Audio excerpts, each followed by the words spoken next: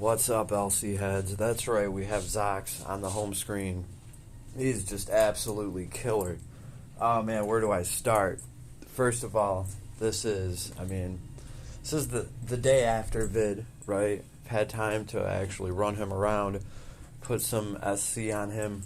Let's take a quick look at him. We're going to talk about like what really makes him awesome, right? There he is. Here's mine. He's sitting here at 2637 strength, 92 SC, right? Can definitely work on that. And we're getting him woke soon, right? Definitely going to be working on this hero. I'm going to talk about why he's changing the last Cloudia farm game. Farming, that's right, for me, because a lot of my rogues I didn't work on, like, at all. So if you have to clear something that's actually really difficult and you're farming like that, this is going to be the best way to go. Because, yeah, this guy, as far as any of the farmers are concerned, this guy's going to be, man, like, on his own level. He is, it's like Beyland coming into the game in his shift form. Really, they have done a great job with Zaix here. They've made him useful. He's going to be able to break, and then besides the break, the kit just feels amazing to throw. I'm going to say it right now, to me, it's like his S2 and his S3 are like Levi's S3, and we all love that shit. It's just awesome.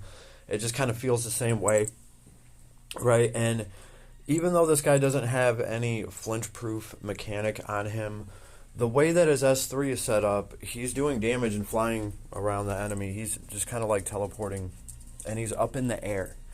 So that makes it harder to target him. Now, I've seen like a black hole follow him and just kind of like take him out in midair, right? But we'll definitely show that off. The point is, the S2 is kind of the same thing, and not in a bad way, in a good, awesome way, right? So where you can say Levi has an amazing S3, and everyone's going to agree, right? And so does this guy, right? But then this guy's S2 is kind of like Levi's S3 as well. Levi does not have that going for him, right? There's like a pretty big difference, in my opinion, between Levi's S2 and his S3. For Zaix here, we're going to show that that's not really that much the case. It's pretty cool what he can do with his S2. I dig it.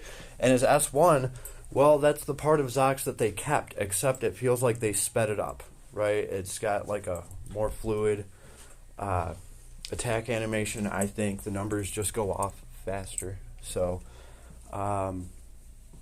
there's also something interesting here where it says in his trait, let's see, 2 weapons equipped, skill and special damage 40%, damage cap 11,000. That's good and all, but where's the ground shrinking buff thing? Is that give unit ground shrink buff that boosts movement speed when skill attacking? Here's the thing, like, if that actually, I don't know if this is the case, but if that actually does increase your movement speed while you are attacking, right, and actually increases the speed of his attack animation, is where I'm getting at. Like, if that's the case, then that is just effing gold. I don't think it might not be, though. I don't know. It could just be his movement up to the enemy. See, we really don't know.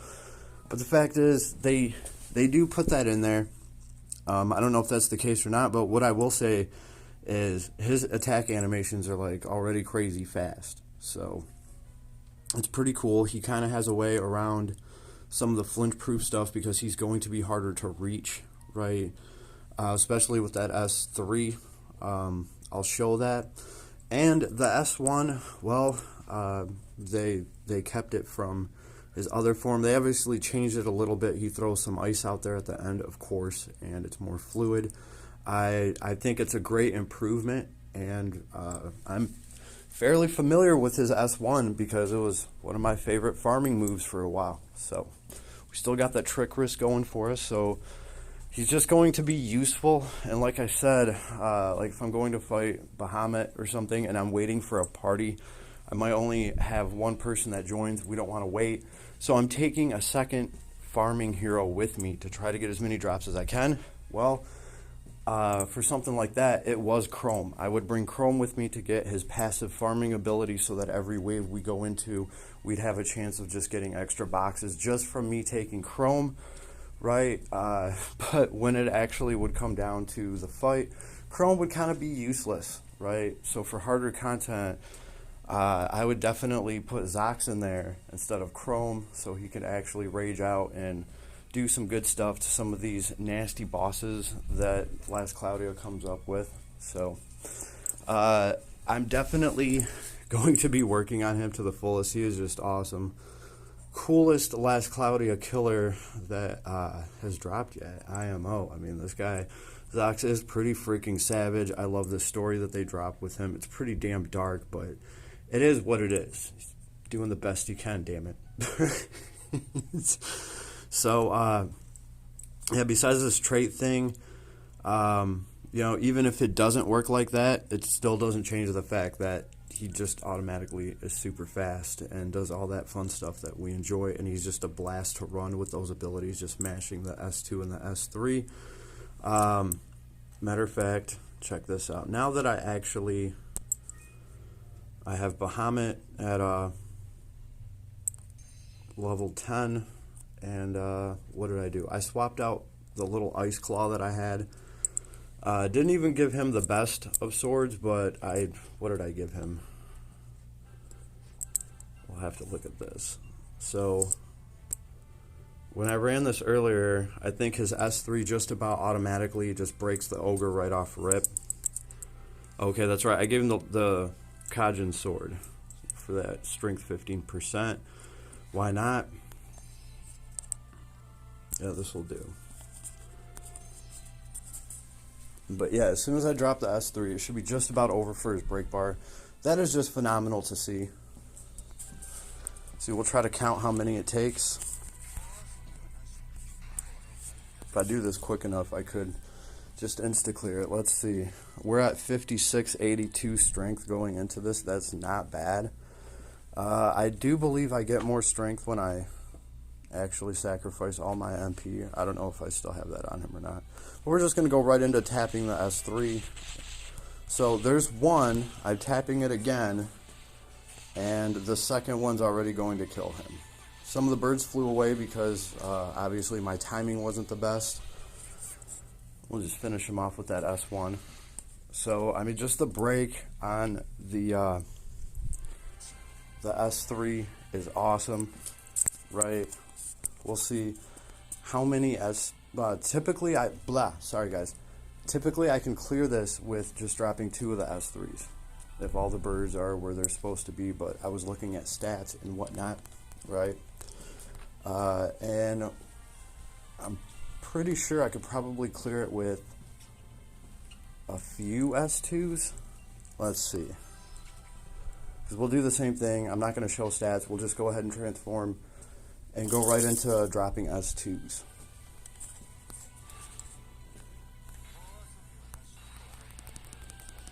The more of a jump I get on them, the better. There's one. Oh, they did catch me with some lightning.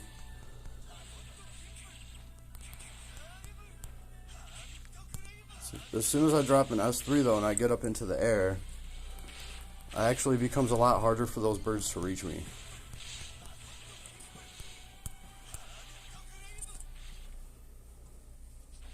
And we got the extra chest. So I am running, what is it, contract with Puck? Yeah, I think so.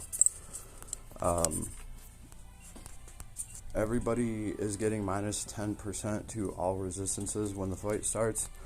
So that is putting them at an actual weakness. So then you can apply SC abilities that increase your damage when, you know, hitting a weak attribute. And one of them is the ability there.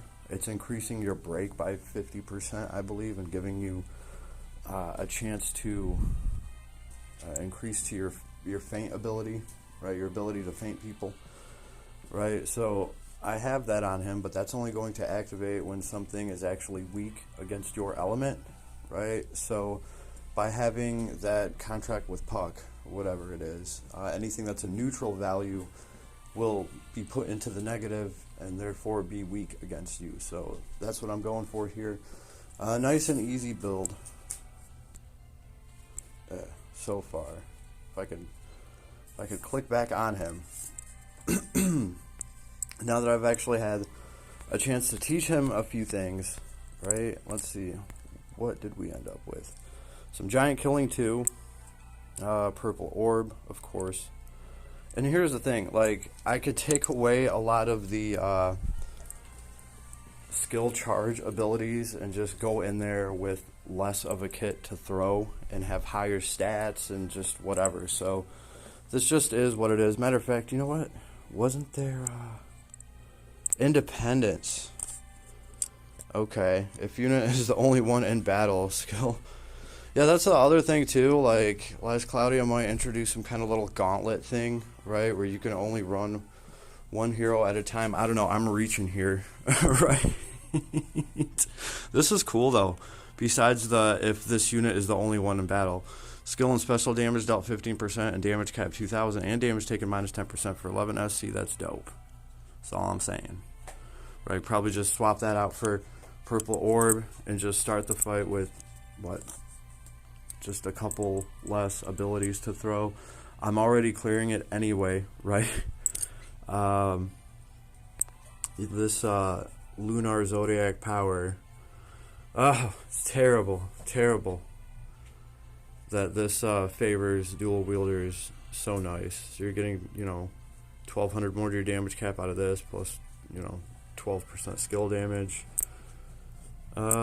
Gaze of the End. Sorry, it wasn't contract with puck. I always get those, confused. I think they're from this. They're not. They might not be from the same arc, but I think they're from the same set. That's for sure. Attribute resistances of all enemies minus 10. So obviously, if he's in a party, you can have somebody else bring something like this, right? I don't even have Savage Strike equipped on him yet. That's right. I still need to make changes here. Yeah, we'll leave giant killing. We want that for the ogre. Right, no sword boost or anything. Let's see. I haven't taken... Oh, your demon-like ways. Grand Brave, critical, and speed. Yeah, we can hold off on that. We have break boost on here, right? So we did add to that a little bit. 7 SC there and 4 here. When we get up to there, literally there. I do believe it's called there. It better be. What's contract with Pike? Oh, it's ice attack magic. Well, if it was just ice attack, that'd be dope. There's there. When hitting an attribute weakness, right? So anybody that's just neutral to your attribute that eats the minus 10% debuff that you're throwing out with the other ability, you're getting break 50% and enemies more likely to faint. 4 SC, I think that's pretty awesome. And then of course I have a bunch of skill 1, skill 3 boosts, stock skill, stuff like that. I could toggle a bunch of these off too, right, and just increase his strength, take sword boost instead, right? The boost for skills I like because it's just a nice damage boost to him, 20%. When you have a bunch of them to throw, it really kind of makes it worth it. Could have swore we had some skill abilities that actually added to damage cap a little bit by like 500. I have to look into that. Right, other than that, just like the aim vitals, the proud force, of course, trying to stay alive. Stock skill 1 or charge. We don't need charge. We're auto charging. Yes, we're good, guys. Enjoy your shoe, bud. He's happy about the new shoe he has. It's a shoe. Yeah, we could definitely take off 3 SC for an extra S1 right now. Empty Brave we're taking because obviously when MP is 20 or less, strength 20 or 15%, that's pretty damn good if you're automatically draining all of your MP in order to apple pie yourself. Why not? So we have 2 SC to spend here. What's it gonna be? There we go. Nice and easy. We'll see how we do there now. Strength 27, 31, so a little bit higher strength.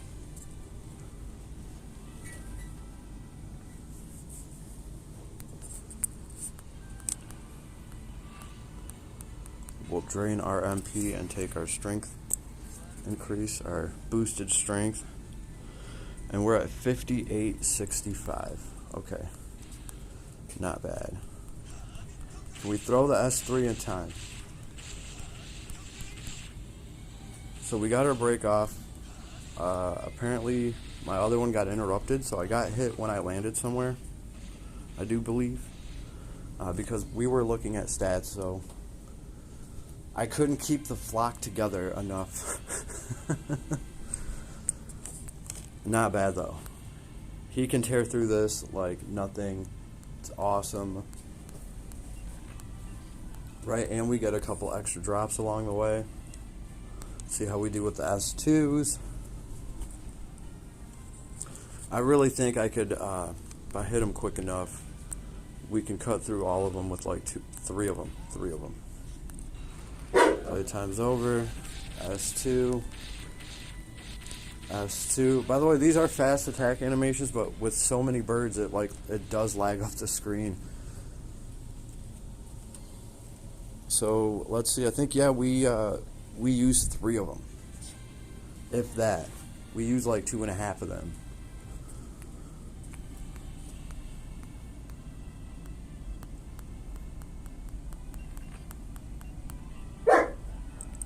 Yeah, so 2 of my S3 should be able to clear this. I just have to quick draw that shit. Very cool though, right? Because even Maja has to cast a spell. Takes a little bit of time. But yeah, there we go. Just 2 S3s back to back. Done. Now, of course, he's not going to be as strong when there's a party there, right? Especially if that party wants to use some kind of buff or something like that, a charisma buff, right? Like if you're taking Zaix just as a breaker, yeah, of course he's not going to be as strong, right? Because you're probably going to want to rock a charisma buff that's counterintuitive to his specific ice damage, right? But if you're actually talking about a fight where you need ice damagers, yeah, he's definitely going to be up there. He's going to be breaking the shit out of bosses. Both the S2 and the S3 are pretty much getting the job done. You know what I mean? That just gives you so many of that Levi S3-ness to throw, right? Levi can't do that. You know what I mean? Like, yeah, he has his awesome S3 that's just like this whirlwind of death shit, right? But then when he runs out of those, he's got to go in there and drop S2s and S1s, right? Like everybody else. And it's like a completely different thing, right? Levi can go in here and shred and do the same shit, but then try going in there with his S2. That's kind of going to be a different story. Of course, you can't really try it because Levi has, I think, a chance of just activating an S3 anyway without wasting one of your SCT, if I recall correctly. I could be wrong about that, right? But let's see. Let's see what the S1's doing. Now, these abilities do have a range on them. There's the S1. Now, they can hit me, right? And we're seeing that. They are interrupting me a little bit. Oh, we actually went through them all. The ogre survived.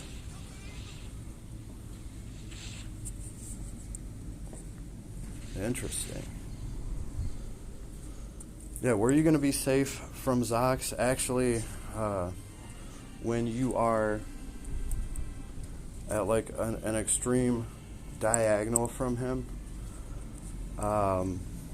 and maybe they're still working on this, but I've seen him have to run to use one of his dash moves where you would just think that he would just dash up the screen But like it was damn near up and down the screen though. So there's that. I could see him in arena just being an absolute terror, just teleporting in, throwing that S3, you know. Gonna be hard to reach. I think that's why it works out so well in this level with the birds, because you notice if I'm throwing the S1, you know, he's getting interrupted. Obviously when he lands, the S2 and the S3 just like keep him up in the air, and it's just nothing but non-stop damage real quick. But yeah, how often is he going to be in battle just by himself? Like, you know, does it count if your team's dead? Right? If he's like the last man standing, right, at least you'd be able to maybe activate that here or there, but it's not like Zaix is a tank. You know? Or is it just like, no, he's got to be the only one you brought to the fight? Whatever, either way, he's pretty damn powerful, right? And it's fun throwing the S2 and the S3. They're just a blast. He's just dancing around all over the screen. Whirlwind of death. And yeah, I would describe the power creep like right up there with Beyland's when his shift form dropped. He is just that freaking awesome. Even if he does have to bring a pesky party along to slow him down a little bit. Also, his story is pretty freaking epic, and I've been waiting for a while for the, you know, shift form for Zaix. I knew they were gonna do it. I didn't know when. I think I dropped a video like a month and a half ago, being like, where is shift form Zaix? We need that, right? So I was just a month away or so. So very happy with what they did with him overall. But be smart, everybody. He's not limited. He's going to be in the game, right? All right. Save for collabs. Collabs are coming, and you know those are limited. You know, but it is just awesome to know that he is in the game, of course, and just crazy breaker, whatever that's worth it. Like I'm not really trying to talk too much about the breakage, other than just noticing how quickly he's doing it on the ogre, because I don't really know how worth it a breaker is really going to be. I'm sure they'll set up some fights where you just it's pointless to not bring a breaker, and other fights won't be. Who knows?